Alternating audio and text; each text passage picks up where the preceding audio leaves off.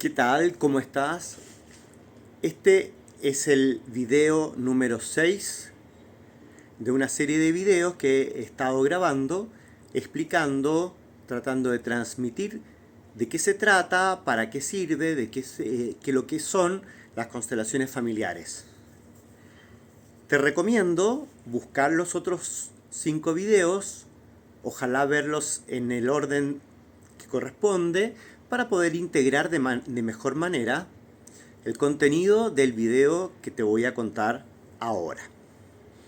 En el video anterior, en el número 5, empecé a hablar y a dar un ejemplo que tiene que ver con los inmigrantes que dejaron principalmente Europa, principalmente, no exclusivamente, durante el siglo pasado.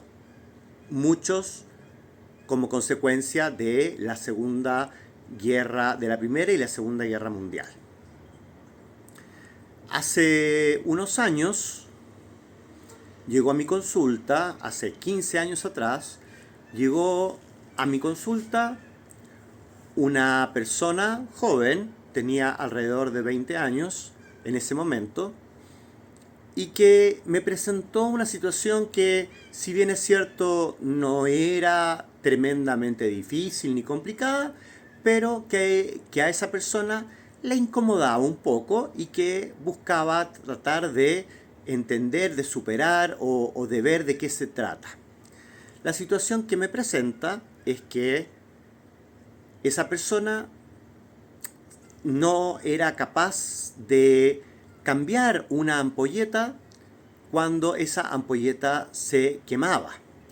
Recordemos, hace 15 años atrás las ampolletas eran de un vidrio delgadito, transparente, y que se veía que adentro de la ampolleta había dos pequeños fierros que sostenían un alambre, y que cuando se quemaba la ampolleta hacía una especie de cortocircuito, flash, y se rompía ese pequeño alambre unido por estos fierros.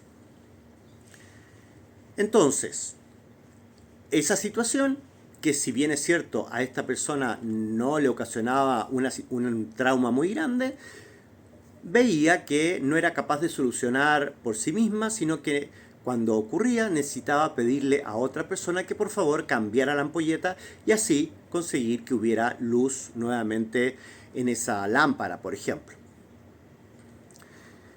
Cuando empezamos a investigar de dónde podía venir eso y la historia de su familia, me cuenta de que esa persona es nacida en Chile, hija de una madre chilena y de un papá chileno, pero que los abuelos habían escapado de la Segunda Guerra Mundial.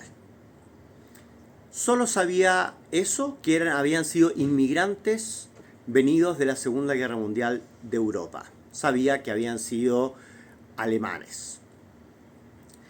Investigando un poco más, pudimos completar la historia. Y resulta que lo que había sucedido era lo siguiente. Para que se den cuenta de lo que voy a contar, algo que pasó en la generación de los abuelos de esta persona, nieta de esos abuelos, estaba repitiendo, manifestando algo que tiene que ver con una situación no resuelta o callada de la generación de los abuelos. Los abuelos eran judíos. Estuvieron en un campo de concentración y pudieron escapar del campo de concentración.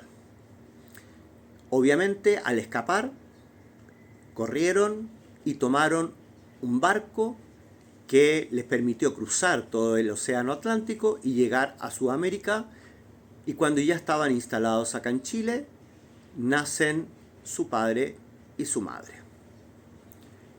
Pero ¿qué tiene de particular la historia y qué relación tiene con las ampolletas y esta situación de parálisis de esta persona al quemarse una ampolleta? Los abuelos habían estado en un campo de concentración que, en vez de tener cámaras de gas como habían sido la gran mayoría de los campos de concentración, en ese campo de concentración se aplicaban de manera bastante masiva muertes por choques eléctricos. Muy probablemente estos 4 abuelos habían visto, habían sabido o habían sentido el olor o lo que fuere de muchas muertes, incluso de personas probablemente cercanas que habían sido asesinados por golpes eléctricos. Por supuesto, según la mentalidad de aquella época en que de los dolores mejor no se habla, al salir del campo de concentración, tomar un barco y cruzar e instalarse en el nuevo país, estos abuelos deciden nunca más hablar de aquel tiempo. De esa manera, nunca más se habló de los choques eléctricos.